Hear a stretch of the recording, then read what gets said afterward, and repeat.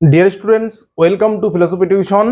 এই ক্লাসে আমরা সমাজ দর্শন এবং রাষ্ট্র দর্শনের সংক্ষিপ্ত একটা আলোচনা করব। অবশ্যই প্রথম থেকে দেখবে, তাহলে কিন্তু খুব সহজেই বুঝতে পারবে। দেখো, সমাজ দর্শন এবং রাষ্ট্র দর্শনকে বুঝতে গেলে, অর্থাৎ খুবই ভালোভাবে বুঝতে গেলে, আমার হাতে দেখো একটা বই রয়েছে, এর থেকেও আরো বড় বড় মোটা বই রয়েছে। তাহলে সমাজ দর্শন এবং রাষ্ট্র দর্শনকে বুঝতে গেলে এর থেকেও বড় বড় বই বা এই বইগুলো পড়লে তোমরা খুব সহজভাবে বুঝতে পারবে। এই সামান্য 2-4 লাইন দিয়ে কিন্তু সমাজ দর্শন এবং রাষ্ট্র দর্শনকে বোঝানো যাবে না। তো সমাজ দর্শন এবং রাষ্ট্র দর্শন কি নিয়ে আলোচনা করে, সেটাই কিন্তু এই ক্লাসে আমরা আলোচনা করার চেষ্টা করছি। তো দেখো কি বলছে সমাজ দর্শন। তাহলে সমাজ দর্শন কি? সমাজ, সম্প্রদায়, সংঘ, সমিতি, অনুষ্ঠান, প্রতিষ্ঠান, সমাজ ও ব্যক্তির সম্পর্ক প্রভৃতি সামাজিক বিষয়ের দর্শন সম্মত আলোচনাই হচ্ছে সমাজ দর্শন। তাহলে সমাজ দর্শনের মূল আলোচ্য বিষয় কি? সমাজ দর্শনের মূল আলোচ্য বিষয় হচ্ছে সমাজ। সমাজ কি? সম্প্রদায়, সম্প্রদায় কি? সম্প্রদায়ের আদর্শ কেমন হওয়া উচিত? সংঘ, সমিতি, সংঘ বলতে ক্লাবকে বোঝাচ্ছে, সমিতি, অনুষ্ঠান, প্রতিষ্ঠান, বিভিন্ন ধরনের সামাজিক অনুষ্ঠান, প্রতিষ্ঠান বলতে স্কুল, কলেজ, বিশ্ববিদ্যালয় প্রভৃতিকে বোঝাচ্ছে। সমাজ ও ব্যক্তির সম্পর্ক, তাহলে সমাজের সঙ্গে ব্যক্তির সম্পর্ক কি সেটা বোঝাচ্ছে। তাহলে এই সমস্ত বিষয়ে, অর্থাৎ সামাজিক বিষয়গুলি নিয়ে একটা দর্শনসম্মত আলোচনা কিন্তু করে সমাজ দর্শন। ক্লিয়ার?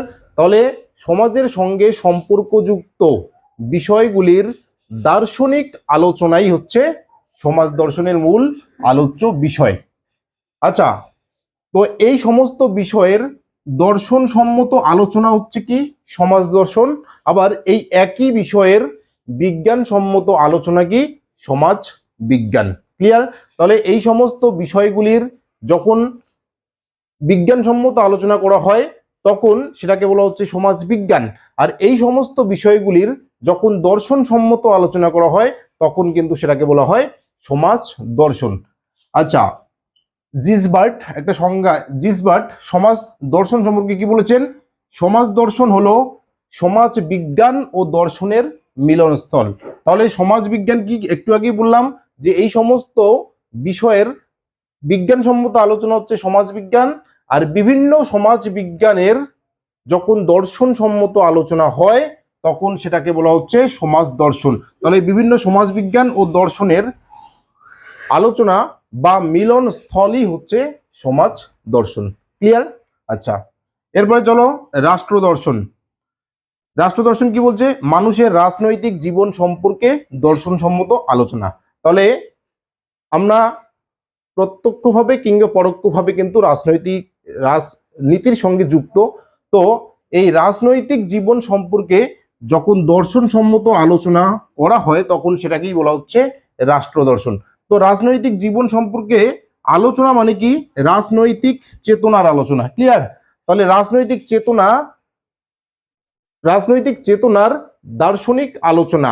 কি কি দর্শন, কি কি তার মধ্যে পড়ে? দেখো, রাষ্ট্র পড়ে, সরকার পড়ে, গণতন্ত্র পড়ে, আইন কানুন প্রভৃতি, অর্থাৎ রাষ্ট্রের যে সমস্ত বিষয়গুলো রয়েছে, তাহলে রাষ্ট্রের সঙ্গে সম্পর্কযুক্ত যে সমস্ত বিষয়গুলো রয়েছে সেই বিষয়গুলির দার্শনিক আলোচনাই হচ্ছে কি? রাষ্ট্র দর্শন। আবার এই বিষয়গুলির বিজ্ঞানসম্মত আলোচনাকে বলা হচ্ছে রাষ্ট্র বিজ্ঞান। ক্লিয়ার? তাহলে রাষ্ট্র, আইন, আদালত, সরকার, গণতন্ত্র প্রভৃতি বিষয়ের বিজ্ঞানসম্মত আলোচনা হচ্ছে রাষ্ট্রবিজ্ঞান। আর এই সমস্ত বিষয়ের দর্শনসম্মত আলোচনা হচ্ছে রাষ্ট্র দর্শন। ক্লিয়ার? তাহলে রাষ্ট্র বিষয়ক, রাষ্ট্রের সঙ্গে সম্পর্কযুক্ত প্রভৃতি বিষয় নিয়ে আলোচনা করে কিন্তু রাষ্ট্র দর্শন। এবং সেই আলোচনাটা হবে কি? দার্শনিক পদ্ধতিতে বা দর্শনসম্মত আলোচনা। আর বিজ্ঞানসম্মত আলোচনা হলে হয়ে যাবে সেটা রাষ্ট্র বিজ্ঞান। ক্লিয়ার? আশা করি তোমরা বুঝতে পারছো। তো চলো নেক্সট ক্লাসে আমরা অন্য বিষয় নিয়ে আলোচনা করব।